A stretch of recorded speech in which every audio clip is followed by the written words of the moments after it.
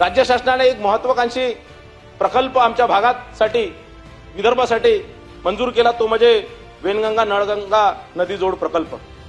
83,000 कोटीचा हा महत्वाकांक्षी प्रकल्प आमच्या विदर्भाला सुजलाम करण्याची याची क्षमता आहे।